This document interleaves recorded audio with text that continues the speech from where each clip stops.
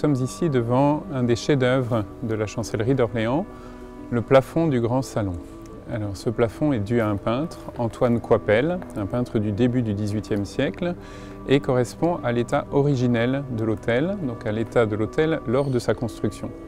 Cet hôtel particulier, il faut le rappeler, a été offert par le régent Philippe, duc d'Orléans, le futur régent, à sa maîtresse, mademoiselle de Séry.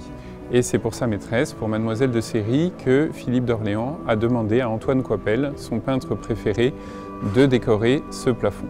C'est une immense composition qui mesure 55 mètres carrés et qui relève de ce qu'on appelle le petit goût, c'est-à-dire un goût plaisant, léger, qui est fait pour plaire et pour être regardé et contemplé avec plaisir.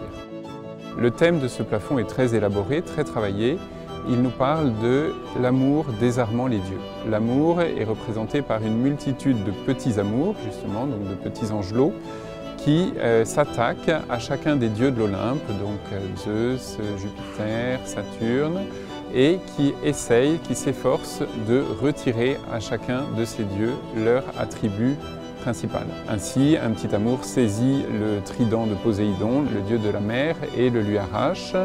Un autre essaye de retirer la massue de Mars, le dieu de la guerre. Et puis on voit que pour certains amours, la lutte n'est pas si facile. Par exemple, un amour essaye de s'approcher de Jupiter, mais il doit se retirer parce qu'il est brûlé par le foudre que tient Jupiter. Un autre essaye de s'attaquer au temps, et on voit que le temps a l'air de l'emporter dans cette querelle, comme si le temps justement pouvait vaincre l'amour. Au centre du plafond trône Vénus, la déesse de l'amour.